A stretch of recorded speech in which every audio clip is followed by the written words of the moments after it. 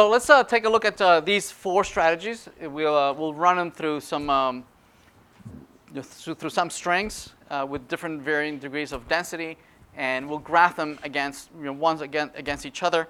What we'll notice is that a lot of them will have very similar shapes for the benchmark. Some of them will look like they're very, very good until perhaps you start zooming in and you realize that actually they have the same shape as the ones that were non-performant, right? So perhaps those are not good candidates. We're looking for the ones that are linear performance compared to the size of the string, right? So that, yes, if I have something bigger, well, obviously I'm going to have to pay for that, right? But I don't want it for that expense to grow exponentially. I like it to grow linearly, yes? So those are the things that we're looking for.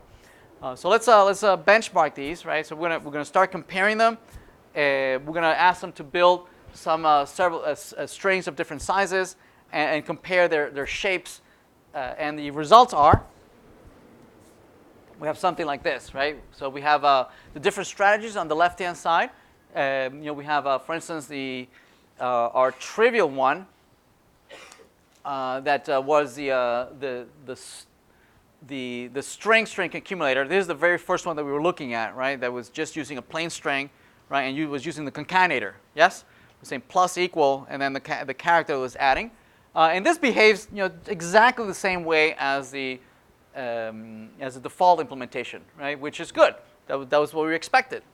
Then we replace this implementation with a character array, right? As opposed to using a string representation, which is I think we called it exact array string, and where the strategy of the growth strategy was to return exactly the same size that we needed. You needed a character with 1 addition character. Fine, that is the size I'm going to give you, right? So that you'll always be forced to grow 1 character at a time. So this was using the default string. The exact array was basically using the same strategy but using character arrays. And as expected, right, they behave almost identical to one another, right? So exact array and the string accumulator have the same shape. They're more or less in the same ballpark on performance. And let's point out all the other ones, right? Notice that we have doubling. We have which is almost flat, right? We have here pre-alloc also looks very flat. Linear array also looks fairly good.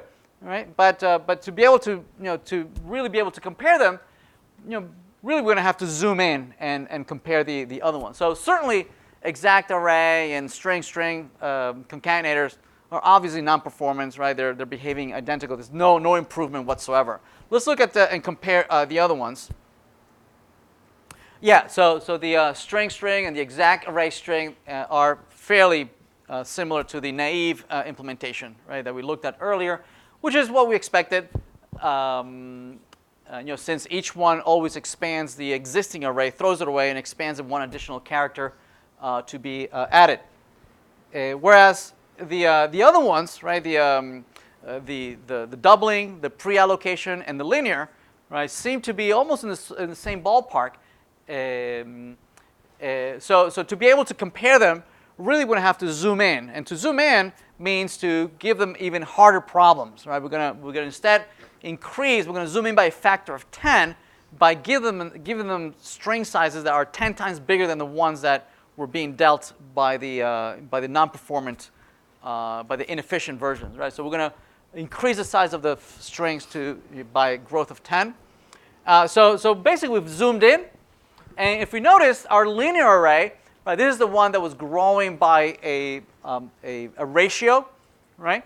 But that ratio was smaller than twice the size of the original array, right? So it was growing bigger, right? But not bigger than twice as big as the original. So this was growing linearly, right? This was growing linearly, and we see that when we zoom in, that linearity of growth was not enough, right, to bend down the curve, right? This curve still has the same shape, exponential shape, right? That means that for large enough size problems, this is non-efficient, right? It's still the only reason we couldn't see it was because it's constant, right? It was so much more smaller than the other two, right? But the actual shape was the same. It's still quadratic. So certainly not an option to use this. So that only leaves us the other two, the doubling array and the pre-alloc array. If we notice, if we curve that, if we draw that, we would end up finding out that the shape of the doubling array and the pre-alloc array, they're both linear, right? They would graph out a line. The lines would have different slopes, yes, right? But nevertheless, it's the only difference between those two lines, between the doubling array and the pre-alloc array, is that one has a bigger constant than the other, right? So one has a steeper slope than the other, but nevertheless, that's still linear, right? And so it's one order of magnitudes faster than the other implementation that we've looked at. So certainly these lasting two, the doubling and the pre-alloc, right, are certainly much better implementations. Although the pre-alloc, we mentioned that perhaps that's not a realistic implementation, since you would need to know a priori how big the array that you need, right? And that's not a realistic expectation. Whereas the other one, right, the doubling is takes a really good strategy of saying, well, the sizes are growing.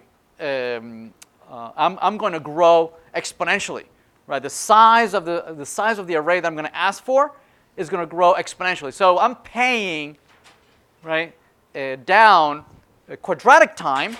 I'm paying quadratic time, bringing it down to linear, by increasing space quadratically. See that? So to bring down something to linear in time, right, I have to grow exponentially in space, right? That I can bring down that performance down, right?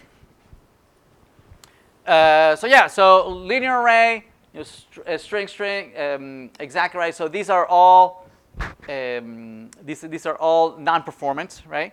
The only difference between them is just the constant, right? That one is being scaled down, and you have to zoom in to actually see that it's not a good option, that the strings are not enough, with large enough strings, these options are non-performant, do not scale. Whereas the doubling and the pre-alloc, right, they are inherently linear. The solutions are inherently linear because they grow exponentially in space. Well, one of them grows big from the beginning, right? It doesn't even grow, right? It just says, well, I'll just take as much space as you give me.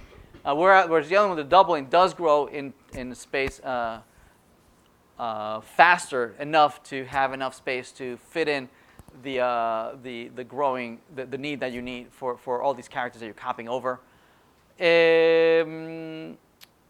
So pre-alloc is not really is not a realistic solution, right? Because you would need to know the size up front.